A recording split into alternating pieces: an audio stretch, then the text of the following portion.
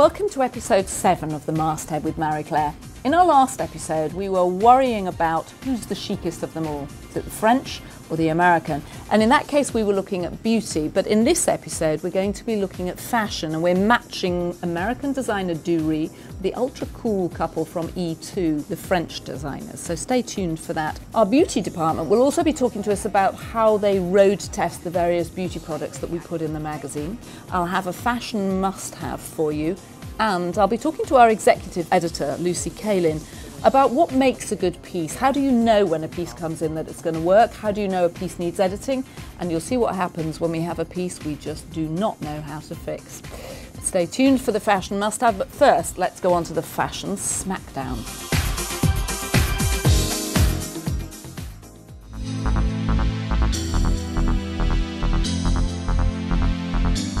Today we're doing the photo shoot which goes along with the big Smackdown story, which is the US versus French, sort of who has the best style. The old notions being that American design tends to be very clean, simple. American is always about easygoing, feel comfortable. Whereas French design tend to be more feminine. Restrained a little bit, formal. I just don't think that that exists now. Those differences now are less and less important. And now everybody in all Europe is wearing jeans and t-shirts. So everything is mixed now. Everything's going global.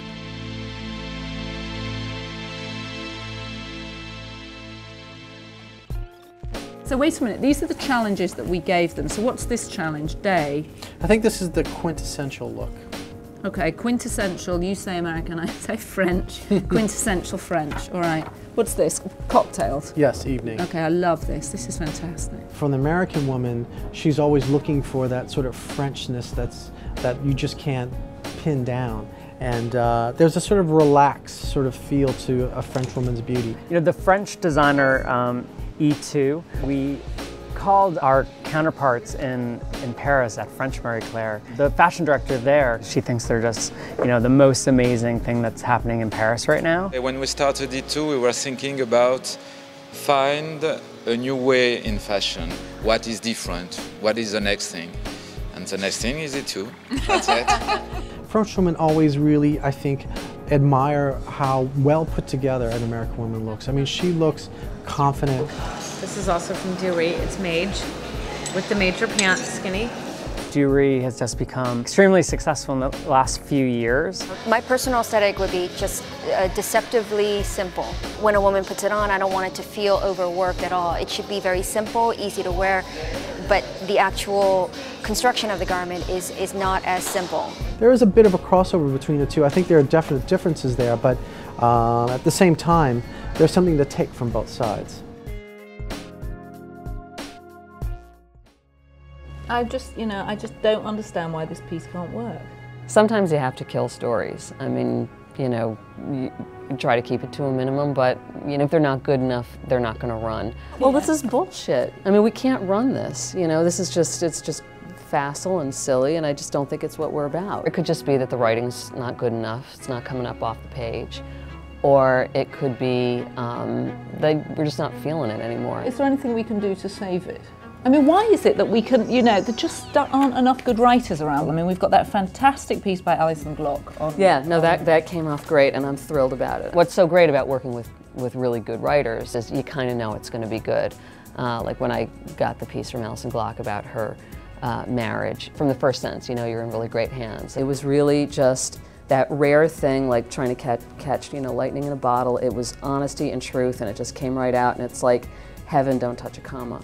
But this is like touch every comma and everything in between. It's just garbage. Well, maybe if we took all the commas out and let it run as a sort of stream of consciousness. It doesn't add up to anything, and it's not smart, and it's just, yeah.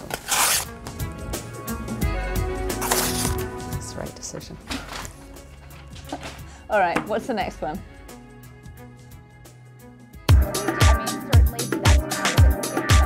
Road testing is really important because, first of all, there's a certain core integrity to road testing, so that rather than just recommending products or discussing them with the reader willy-nilly, we really have been there and tested them and make sure that we love them before we're going to go there. So we do legitimately try a vast majority of the products we get in However, there is an initial editing process. If, for instance, once a year, Dove takes beauty editors on a press trip. We usually go somewhere fairly exotic. But last November, I was in the Dominican Republic and they launched 2 products. One product that I feel like is particularly novel and does merit some explanation is their Skin Vitalizer, and they're calling it Your New Best Friend.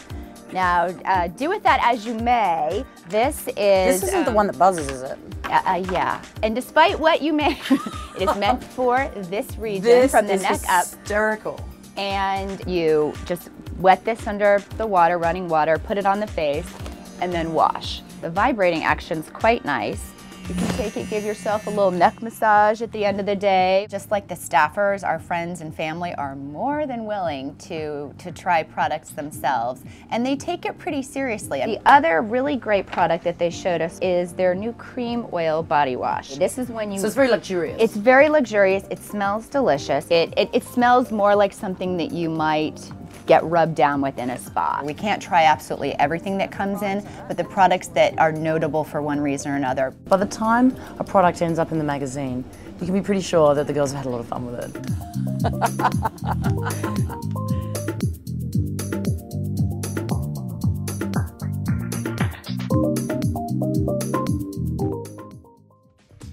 Well, I promised you a fashion must-have, and here they are, these magnificent shoes from Christian Dior, which they're new and they've just got that fantastic, just from the tannery leather smell to them. But it's this detail on the heel that I really love, and it reminds me of one of those wooden dolls that you used to draw in art class. They're absolutely beautiful, and of course they're expensive. They're a little north of $500, and you can't even walk to work to save the bus fare to buy them with, but they're just kind of nice.